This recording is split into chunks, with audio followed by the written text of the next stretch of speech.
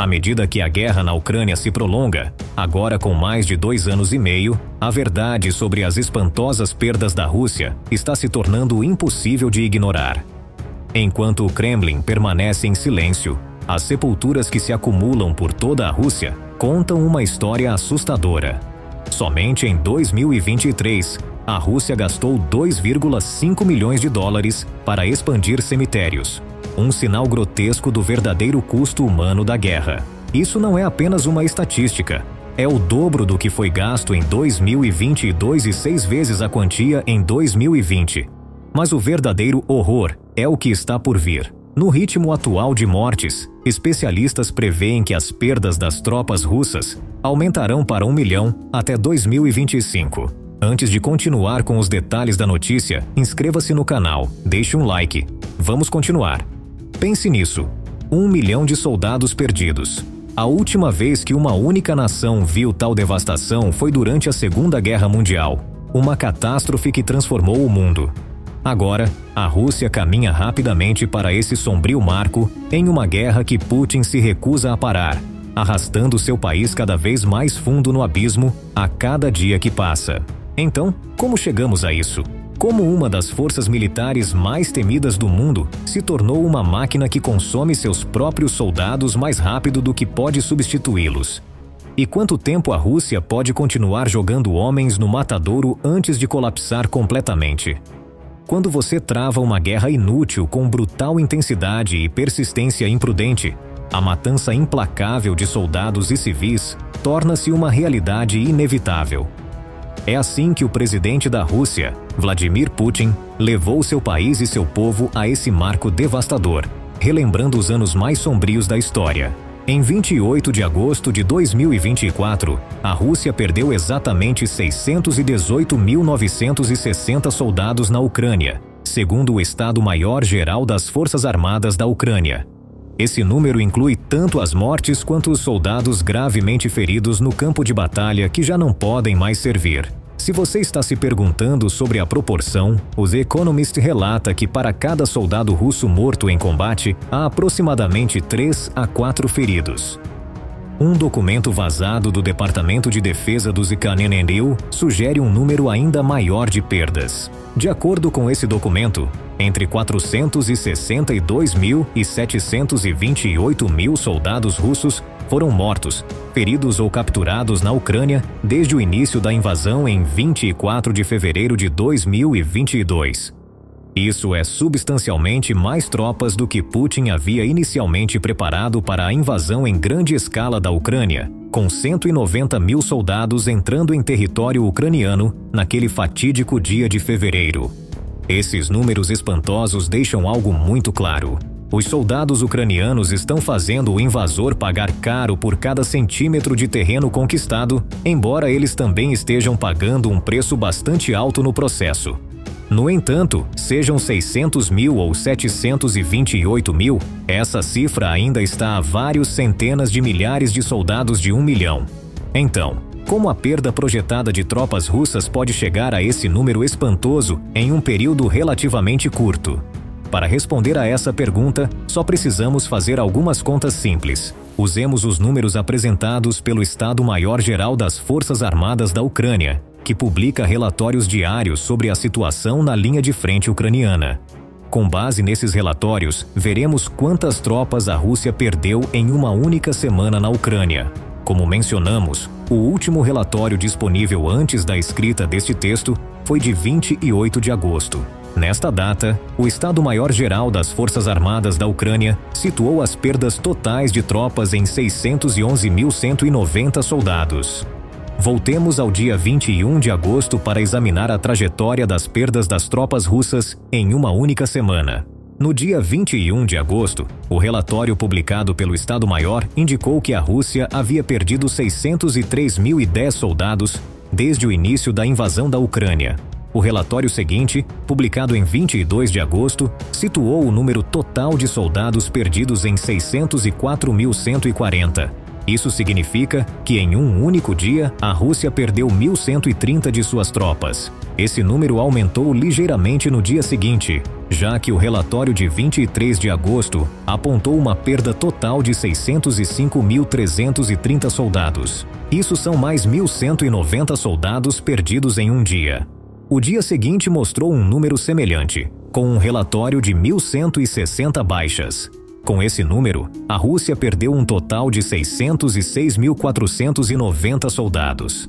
De 25 a 27 de agosto, o número total de soldados perdidos aumentou em 2.420. Isso significa que a cifra de 610 mil soldados perdidos foi relatada em 27 de agosto.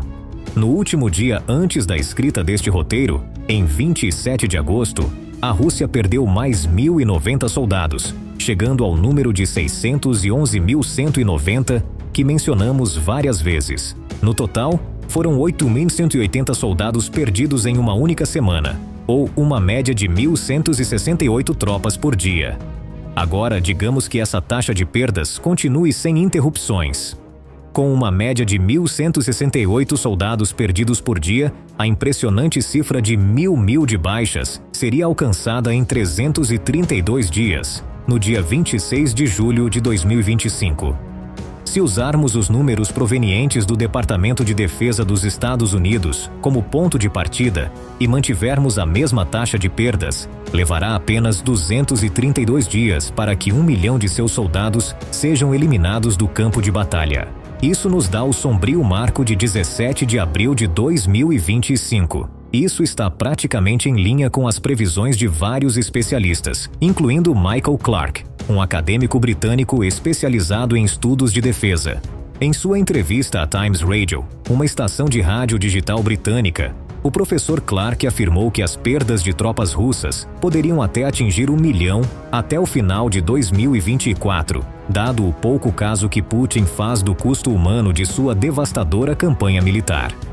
O novo chefe do Estado-Maior-Geral do Exército Britânico, General Sir Roland Walker, apresentou previsões ainda mais pessimistas para as tropas russas. O General Walker acredita que Putin sacrificará entre 1.500.000 e 1.800.000 pessoas no total para atingir seus objetivos militares na Ucrânia, que consistem em tomar as 4 principais regiões ou oblasts: Donetsk, Kherson, Luhansk e Zaporizhia.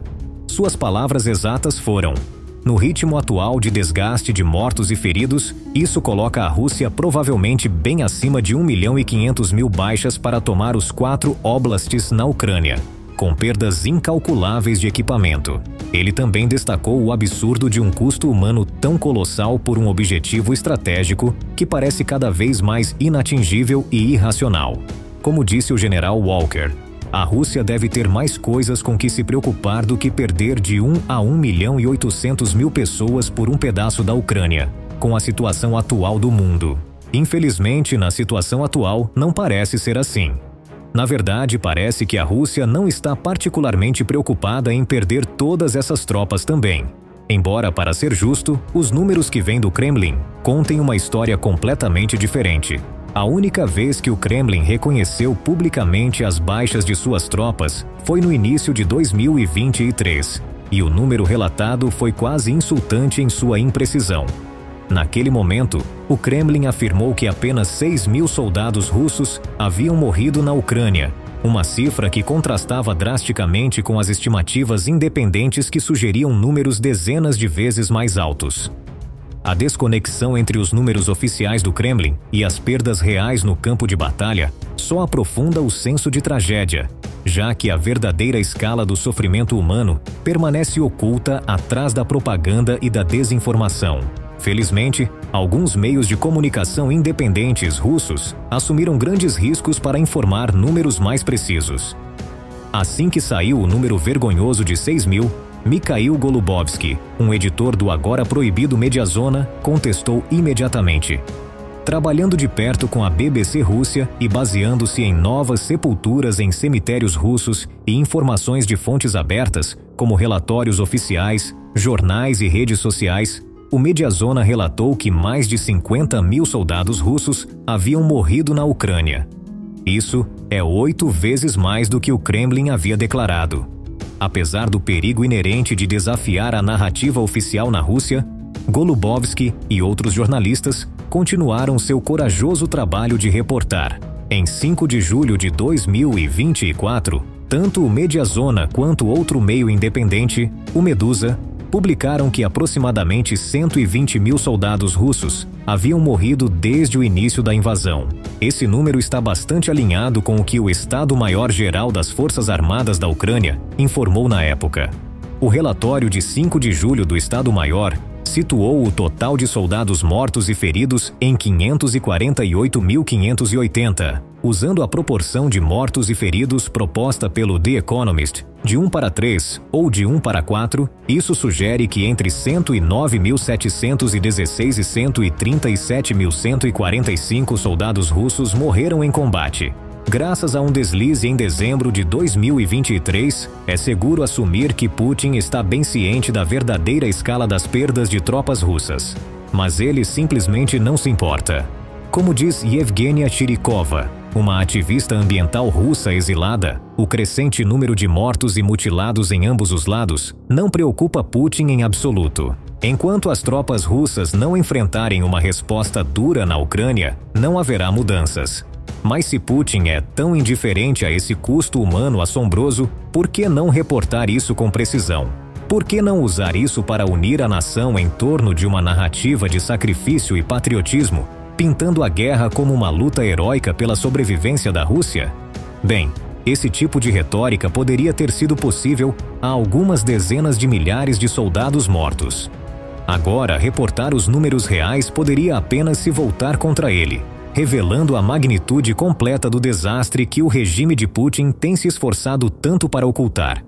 Mas espera um momento. O povo russo não deveria estar bem ciente de que seus amigos, familiares e vizinhos estão caindo como moscas na Ucrânia? Bem, eles estão. Mas isso ocorre fora das 2 maiores cidades da Rússia, Moscou e São Petersburgo. Veja, Putin tem sido muito cuidadoso em não recrutar pessoas dessas grandes cidades. Por quê? Porque dessa maneira, ele protege a elite urbana dos impactos diretos da guerra, prevenindo uma possível reação daqueles que têm o poder de questionar e desafiar suas decisões. Além disso, ao não recrutar jovens de Moscou ou São Petersburgo, muitos russos ricos voltaram para essas cidades depois de tê-las abandonado para evitar o alistamento, compensando assim o dano econômico causado pelas sanções ocidentais. Mas se os moscovitas não estão morrendo no campo de batalha ucraniano, quem está? Quem forma a maior parte das centenas de milhares de baixas das tropas russas? Em resumo, são tropas das quais o Kremlin não se importa. Soldados contratados, estrangeiros, condenados, reservistas. Eles são os que preenchem as fileiras e suportam o peso das baixas. Quanto aos soldados contratados, ou kontraktniki, como são chamados na Rússia, recebem pouca simpatia por parte do público ou do Kremlin. Afinal, eles escolheram se alistar e são bem pagos por seu serviço.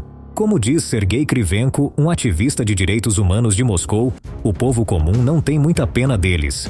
E a julgar pelas medidas implementadas pelo Kremlin, Putin também não se importa. Em maio de 2022, o limite de idade de 40 anos para os soldados contratados foi abolido, permitindo que candidatos de até 65 anos se alistassem.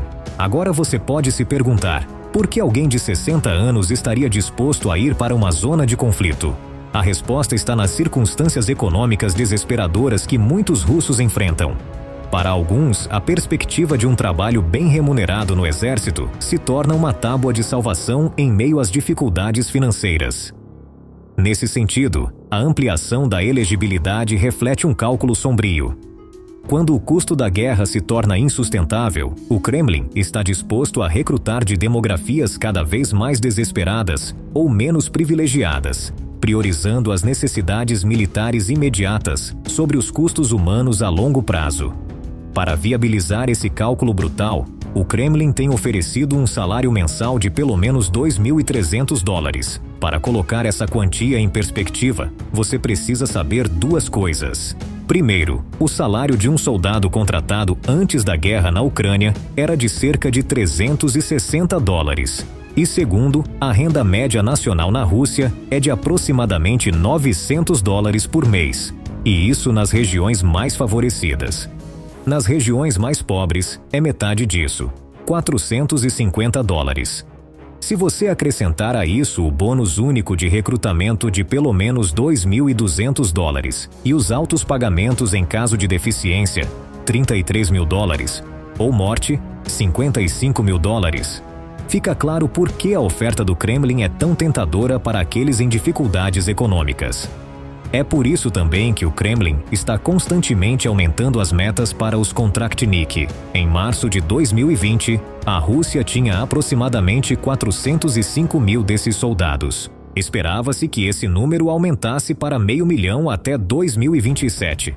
Mas então a Rússia lançou a invasão em grande escala da Ucrânia. Portanto, as metas aumentaram drasticamente, enquanto o prazo para alcançá-las foi significativamente reduzido. Em dezembro de 2022, foi anunciado que 695 mil soldados contratados estariam servindo nas Forças Armadas da Rússia até 2026. Um ano depois, em dezembro de 2023, a meta foi elevada para 745 mil tropas até 2027. Mesmo com todos os incentivos, é fácil entender por que essas metas são difíceis de alcançar sem um esforço considerável. Por isso, o Kremlin recorreu a outra tática vergonhosa: coagir indivíduos que, de outra forma, nunca teriam se voluntariado para o serviço. Nesse sentido, a guerra na Ucrânia começou a se assemelhar às guerras da Chechênia, que foram lutadas principalmente por conscritos forçados. Como disse Krivenko, esses soldados foram enviados para o abate, o que gerou tensão e rejeição na sociedade, chegando até a criar movimentos sociais. No entanto, é improvável que as elites de Moscou iniciem algum tipo de movimento social em favor da maioria das tropas forçadas a se alistar. Por quê? Porque essas tropas são compostas principalmente por estrangeiros e condenados. De acordo com vários relatos da mídia, os estrangeiros foram coagidos a se alistar nas Forças Armadas russas de 3 maneiras. Primeiro, foram enganados sobre a natureza do possível emprego. Segundo, foi prometida a cidadania russa após apenas 1 ano de serviço. Terceiro, foram considerados culpados de violar a lei russa e receberam a opção entre cumprir uma pena de prisão ou servir na guerra. A primeira forma vergonhosa foi como um jovem de 21 anos do Sri Lanka acabou no campo de batalha ucraniano. Ele se juntou às Forças Armadas russas pela segunda razão para obter a cidadania russa, e foi informado de que só seria empregado em um cargo não combatente. No entanto, ele foi enviado para as linhas de frente, longe do cargo seguro e de apoio que lhe haviam prometido. Foi assim que ele se feriu e foi capturado na Ucrânia, decidindo compartilhar sua história com a DW, uma emissora estatal alemã sob a supervisão de militares ucranianos.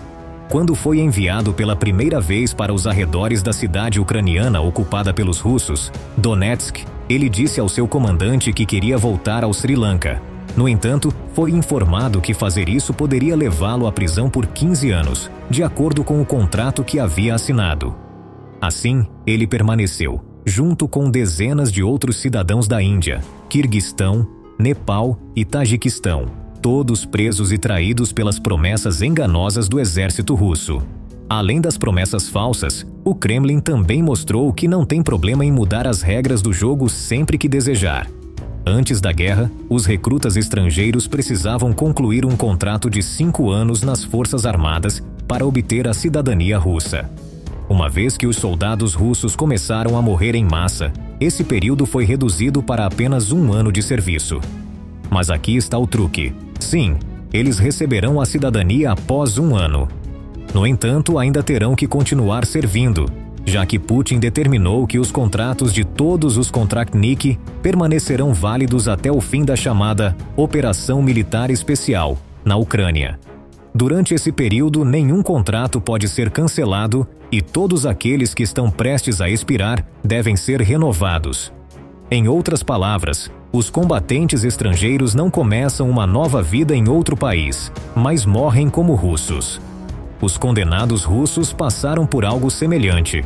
Inicialmente, o Kremlin recrutava prisioneiros prometendo-lhes um indulto após servirem por 6 meses, mesmo que tivessem sido condenados pelos crimes mais violentos. No entanto, à medida que a guerra se prolongava e as baixas aumentavam, as regras mudaram.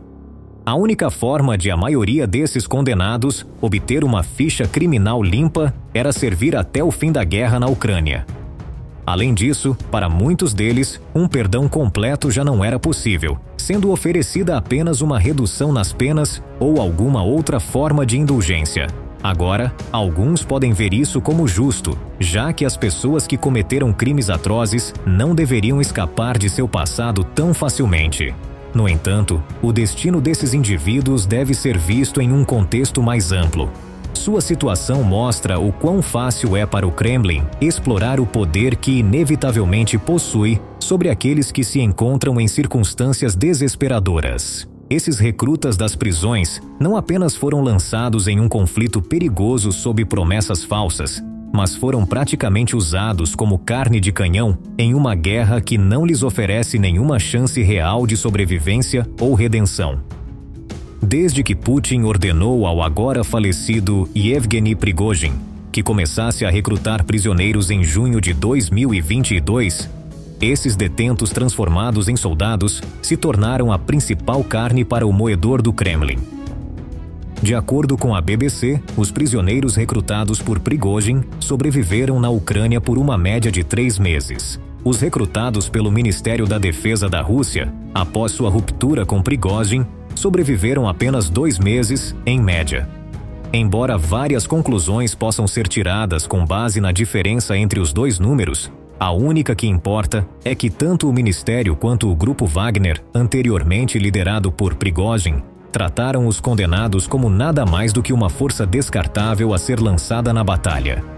Como disse um soldado que não fazia parte dos pelotões de assalto compostos inteiramente por condenados, os combatentes de assalto são apenas carne. Isso nos leva a outro aspecto crucial a ser discutido: como estão morrendo todos esses milhares de soldados na Ucrânia? A essa altura, a principal forma pela qual as tropas russas provavelmente estão morrendo na Ucrânia é óbvia: a tática militar da moedora de carne. E se esse nome não for gráfico o suficiente para você, vamos pintar uma imagem mais clara. A moedora de carne refere-se à abordagem brutal e de desgaste, onde ondas de soldados são enviadas a áreas ferozmente disputadas, muitas vezes sob fogo implacável de artilharia e combates corpo a corpo. Essa estratégia é projetada para desgastar o inimigo por meio da pura quantidade de tropas e revelar suas posições de tiro, mas tem um custo terrível. Após empregar essa estratégia no segundo ano da guerra na Ucrânia, o número de cadáveres russos aumentou em quase 25%. No entanto, a Rússia também obteve algumas vitórias significativas em Avdiivka e Bakhmut, no leste da Ucrânia. Enquanto ajudava as forças armadas russas a capturar Bakhmut, na primavera de 2023, o grupo Wagner perdeu 22 mil de seus soldados devido a essa tática implacável. E aí está o problema: a aparência de sucesso só adicionou mais corpos à moedora de carne. A pior parte? O Kremlin está tão cego por esses triunfos efêmeros que continua perpetuando essa tática devastadora em Kharkiv, apesar de já ter se mostrado infrutífera na região.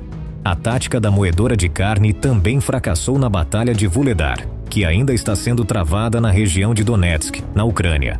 De acordo com o Instituto para o Estudo da Guerra, esses ataques frontais ineficazes no estilo de ondas humanas não tiveram sucesso na cidade devido ao terreno desafiador, à falta de poder de combate e à incapacidade de surpreender as forças ucranianas. Somente com esta citação, 2 outros elementos que têm semeado a morte entre as tropas russas se tornam evidentes: a falta de poder de combate e as poderosas forças ucranianas. Quanto ao primeiro elemento, houve inúmeros relatos de que as tropas russas são enviadas para a linha de frente com treinamento e equipamento insuficientes, e isso é pouco. A BBC relata que alguns dos prisioneiros recrutados para a guerra na Ucrânia tiveram que implorar a seus familiares que comprassem uniformes e botas adequados. E se o exército russo não consegue fornecer algo tão básico como equipamentos adequados para suas tropas, não é surpresa que estejam mal equipados com armas e munições inadequadas. De acordo com Vladimir Grubnik, um apoiador da guerra e blogueiro russo, muitos soldados foram enviados para o combate com rifles inadequados para a guerra moderna. Outros receberam rifles quebrados, que não podiam ser nem reparados nem substituídos. Se adicionarmos a falta de equipamento adequado e suprimentos médicos à mistura, fica claro o espanto nas palavras de Grubnik. O que deveria fazer um soldado de infantaria na linha de frente sem um kit de primeiros socorros, uma pá para cavar uma trincheira e com um rifle quebrado?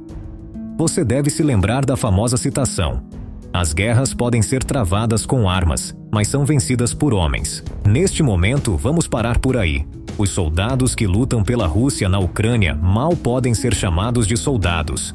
A única coisa que distingue esses indivíduos das pessoas comuns é uma quinzena de treinamento militar. Se tanto, já não há mais soldados profissionais e altamente capacitados lutando por seu país.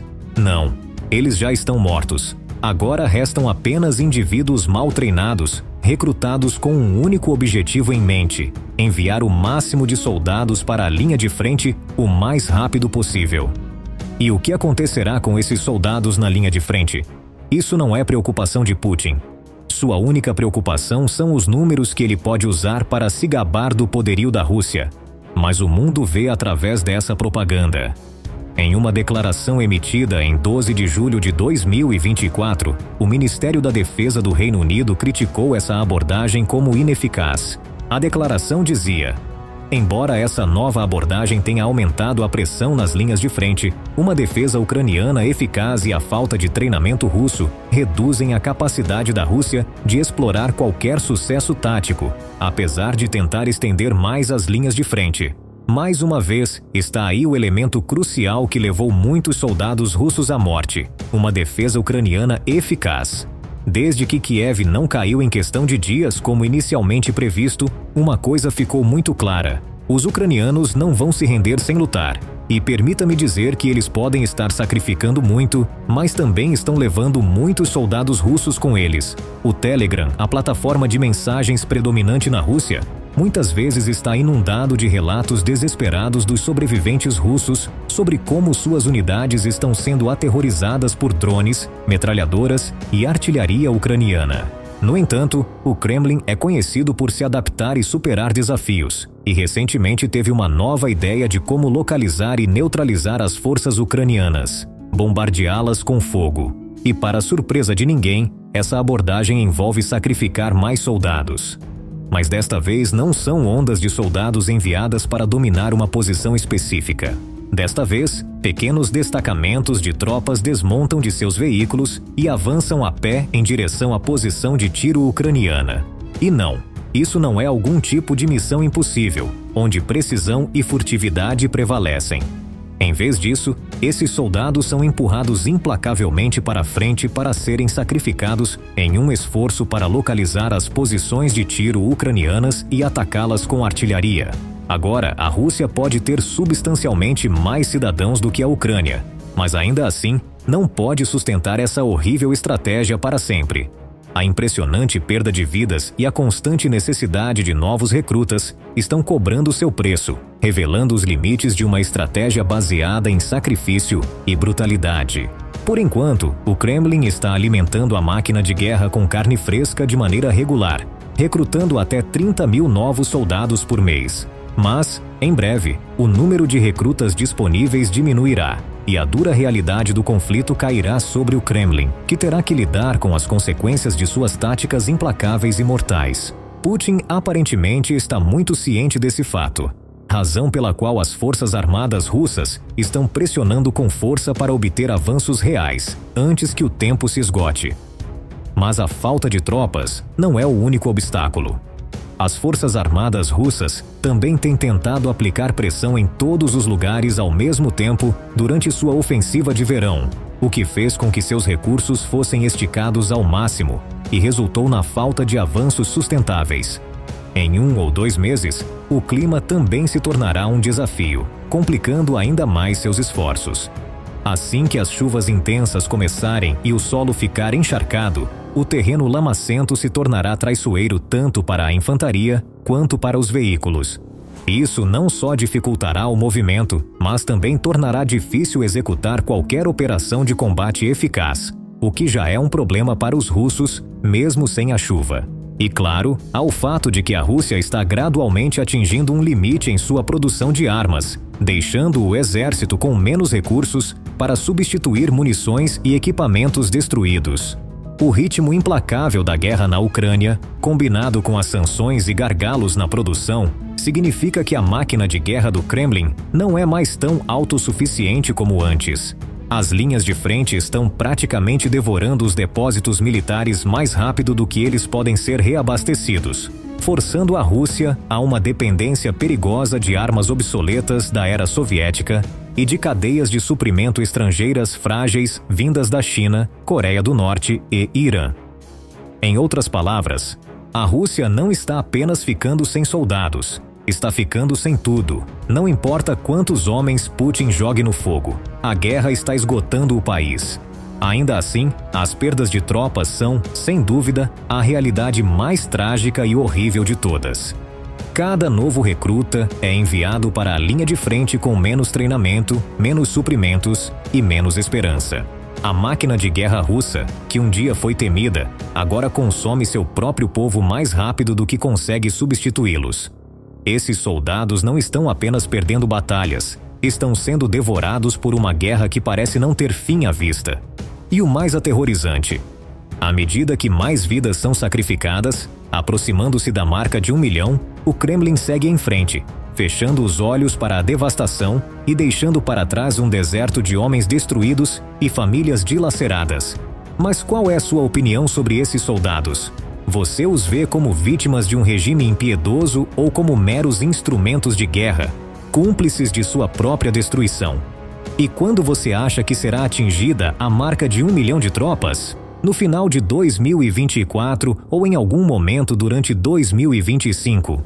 Compartilhe seus pensamentos e opiniões na seção de comentários abaixo e obrigado por assistir ao vídeo. Obrigado por assistir a todo este vídeo. Não se esqueça de se inscrever no nosso canal, deixe like, deixe seu comentário. Até breve.